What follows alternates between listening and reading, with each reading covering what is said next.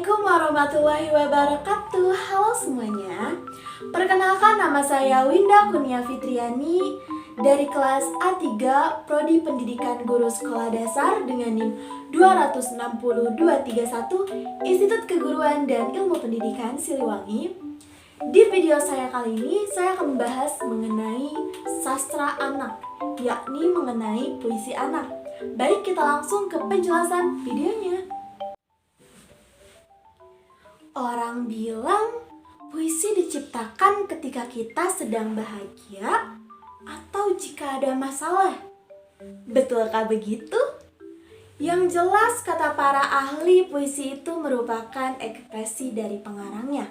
Nah, di video kita kali ini kita akan mempelajari tentang pengertian puisi, jenis-jenis puisi, dan juga contoh puisi. Yang pertama, pengertian dari puisi.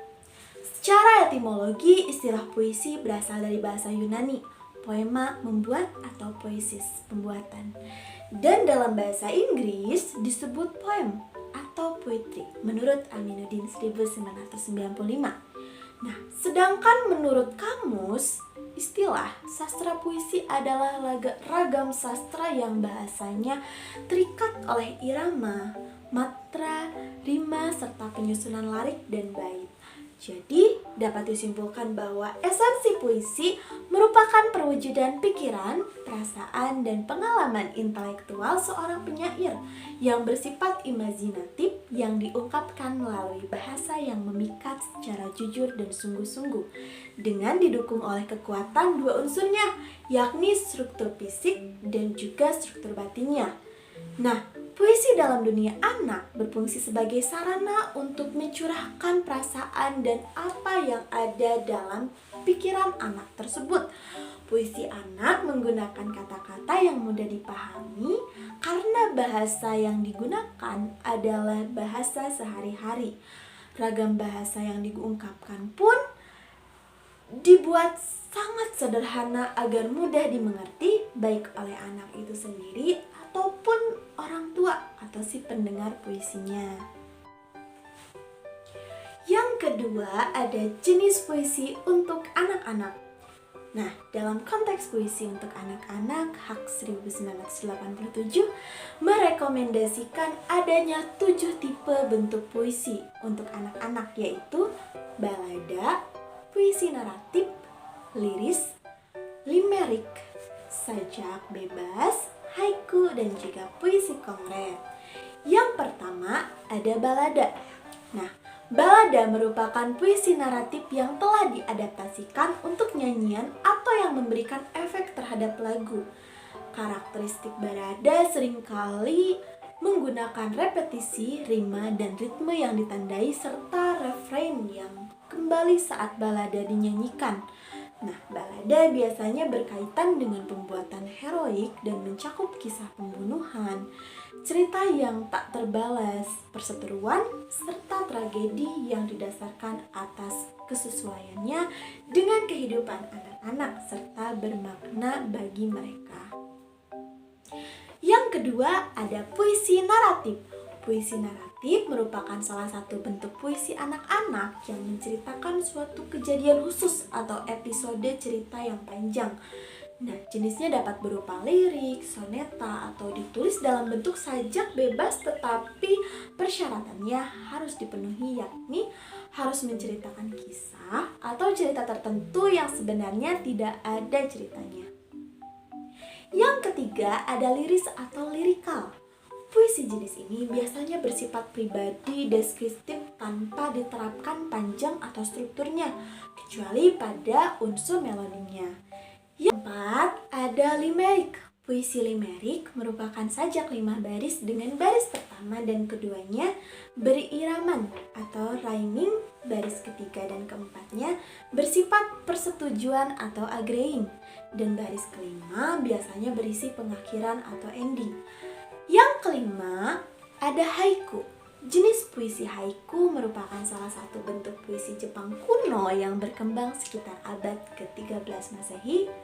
Nah, untuk sasaran anak-anak SD kita, bentuk haiku tampaknya belum dikembangkan menjadi bahan apresiasi sastra atau bahan pertimbangan pembinaan keterampilan menulis kreatif.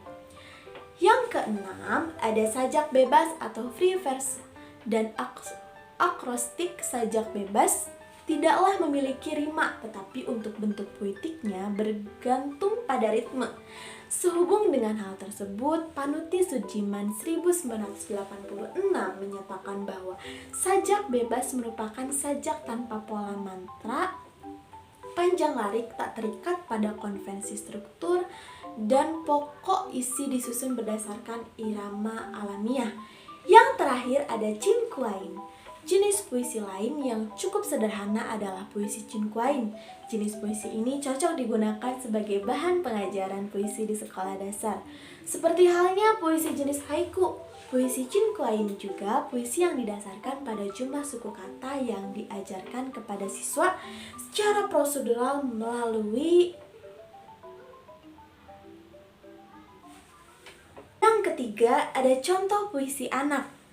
Di sini saya akan membawakan puisi yang berjudul tentang bunga mawar.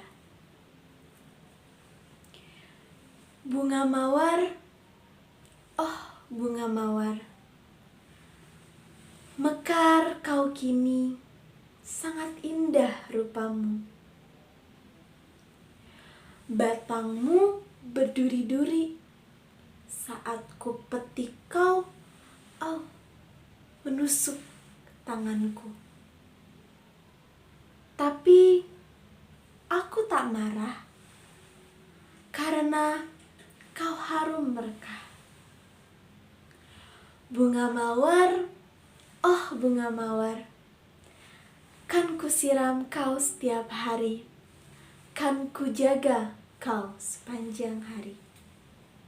Dari penjelasan tersebut sehingga dapat disimpulkan bahwa apresiasi sastra adalah kegiatan menggauli cipta sastra dengan sungguh-sungguh sehingga tumbuh pengertian, penghargaan, kepekaan, pikiran kritis, dan kepekaan perasaan yang baik terhadap citra sastra. Nah, puisi dalam dunia anak berfungsi sebagai sarana untuk mencurahkan perasaan dan apa yang ada dalam pikiran anak tersebut. Nah, dalam konteks puisi untuk anak-anak, Hak 1987 merekomendasikan adanya 7 tipe bentuk puisi untuk anak-anak, yaitu yang pertama ada balada, puisi naratif, lirik, limerik, sajak bebas, haiku, dan juga puisi kongret. Sementara Stewig 1980 menambahkan jenis cinquain dan akrostik.